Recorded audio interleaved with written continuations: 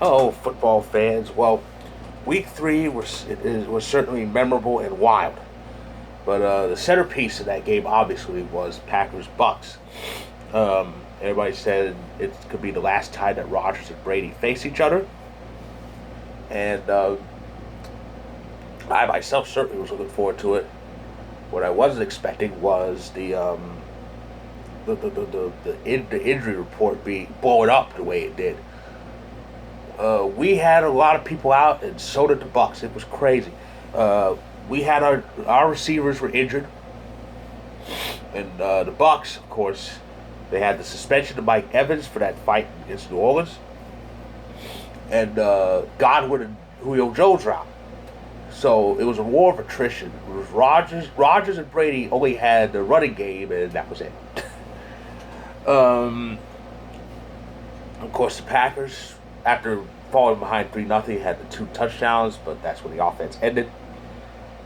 However, even though the Packers' offensive drives after that stalled, the Buccaneers kept tripping all over themselves. Except for their last drive. That's when they finally had something going, and they got to the end zone, but even that had problems because the 2-point conversion was met with a delayed game that forced it back to the 7-yard line, and that was missed. Once we recovered the onside kick, that was it. A 14-12 win, very ugly, need about 1 million facelifts, but it's a win. So both teams are 2-1, and that's gonna be a factor come the end of the season because that's a head-to-head tiebreaker.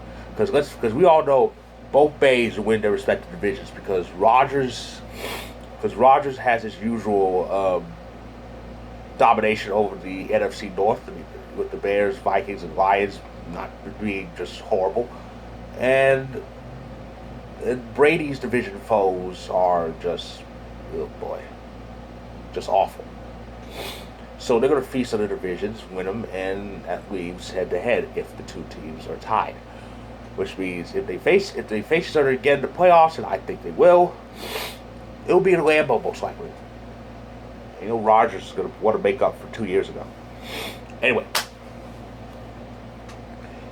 week 3, sorry, began with the Steelers losing Cleveland, and there's a crisis already. The honeymoon with Trubisky is pretty much over. Steeler fans want Pickett, but that's not going to happen. Tomlin himself said right after the games ended, we are sticking with Trubisky. The only way we see Pickett is if, God forbid, Trubisky gets injured, and I hope that does not happen. I don't want any injuries. Of course, it would be the same. It would be the same thing that happened with the Niners when Trey Lance is injured, and that put Jimmy Garoppolo back in the start position. Speaking of Jimmy, oh boy, it was his first starting year, and it didn't go well. After that touchdown drive, it all went south, especially since everybody's talking about it. The safety he gave up when he stepped out of bounds in his own end zone. It was just crazy. It was just crazy. But the only thing he did that pissed me off was what he didn't do. After that touchdown drive, he stopped throwing the ball to Brandon Ayuk, and I needed fantasy points from Ayuk to win in the matchup. And I lost because his two main focuses were Debo and Kittle, who was making his season's debut.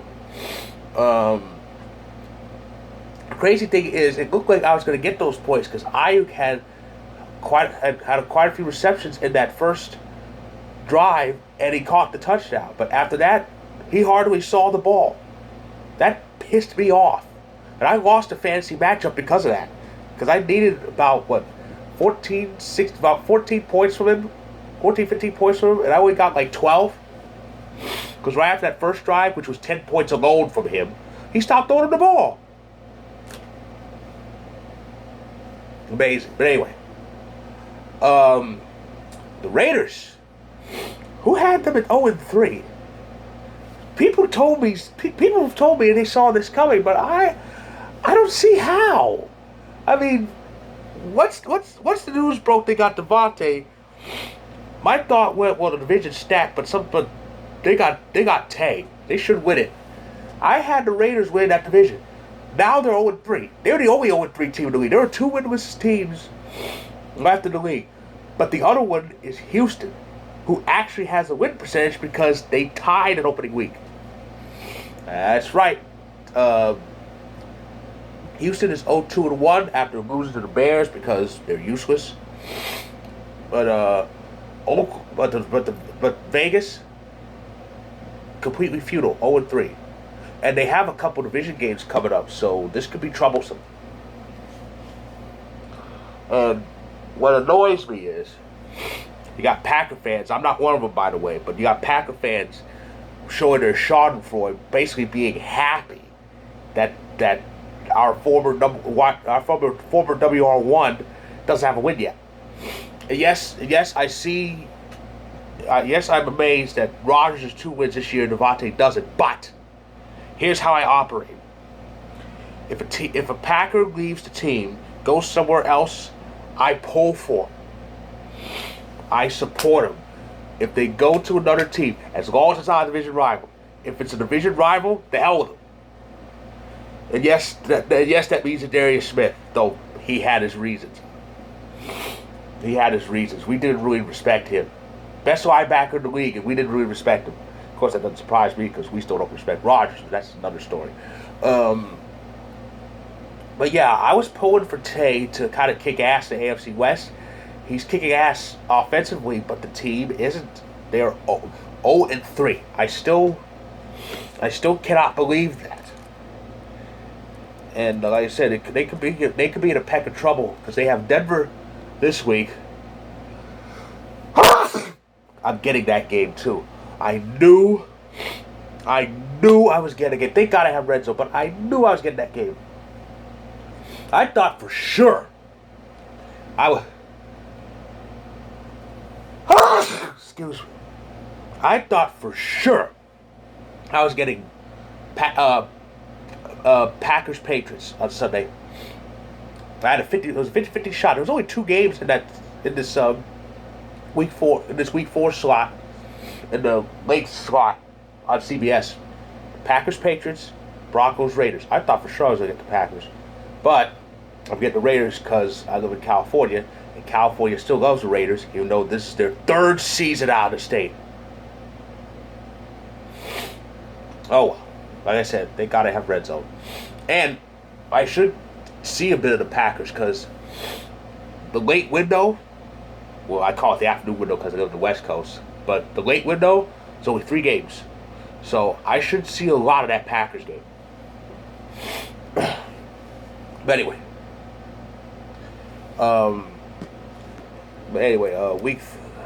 week 3 also saw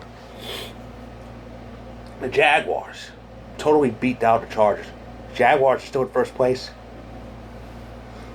Excuse me. Jaguars are still in first place. Can you believe it? This may not be an aberration. I think the Jaguars could be for real here. And all it took... Sorry. And all it took was to change the coach. They got Urban Meyer the fuck out of there. And brought in Doug Peterson, who won Super Bowl 52 as head coach of the Eagles. Sure enough, that's who the Jaguars playing week 4. And it's in Philly. I wonder what the reaction's going to be. But yeah, it should be very interesting. Also interesting, the Cowboys. They're 2-0 with Cooper Rush. And I remember when Dak got injured, the consensus was the Cowboys were done. They were screwed. But they're 2 for 2 with Rush starting. They beat the Giants, who started 2-0, but they got their first loss of the season. And it kind of looks good. They have Washington this upcoming week at home, so we might see Cooper go 3-0 at start of this season. Not looking past Washington, but they do have Carson Wentz, and Let's face it. Let's face it. A blind baboon could throw better passes than him. The Chiefs suffered a shocking loss to Indy.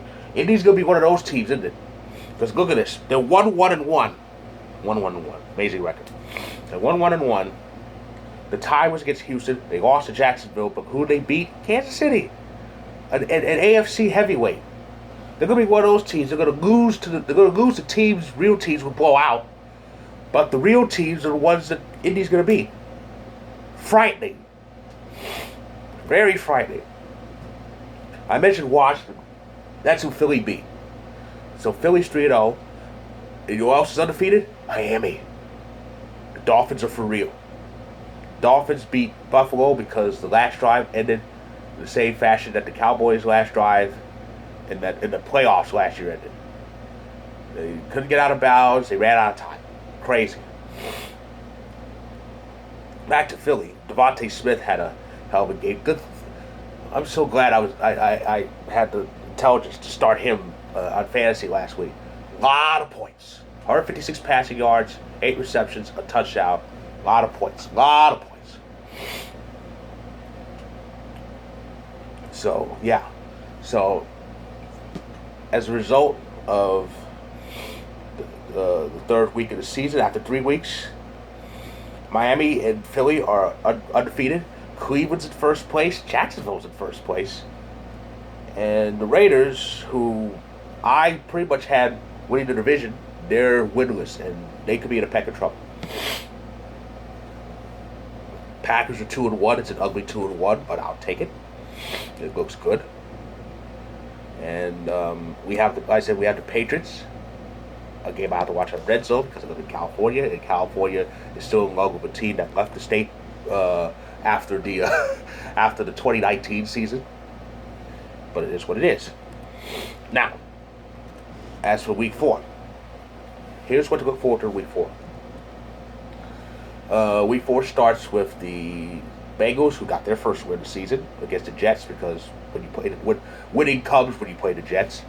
They face the undefeated Dolphins. That should be interesting for Thursday football. We have the first London game of the season, the Vikings and the Saints. Cowboys host the Commanders. The Eagles host the Jaguars. I already stated that. The Steelers look to get back on track against the Jets, so Steelers are on a bye. Sunday football is Chiefs and Bucks, and about that. The news, of course, we all know what's happening down south. Hurricane Ian's struck, and it's been said that game might be moved to Minnesota as a contingency plan if they can't play it there. So So I hope everyone there is staying safe during that terrible storm on the loose. I really do. But that's the Sunday night game. Chiefs and Bucks. It's a rematch of Super Bowl 55, and at the moment it's taking place at the site of Super Bowl 55 at Raymond James Stadium in Tampa. And Monday Night Football is a big NFC West matchup between the Rams and Niners. That should be good. So that's my recap of Week 3. If you like this video, click the like button, click subscribe. If you want more of my story on Vocal about Week 3, will be in the description below. Check it out when you can. This time next week, I'll be recapping Week 4, and I'll be back also on YouTube next Wednesday after the baseball action, because next Wednesday ends baseball season, and I'll get you ready for postseason. So with that, I say stay tuned.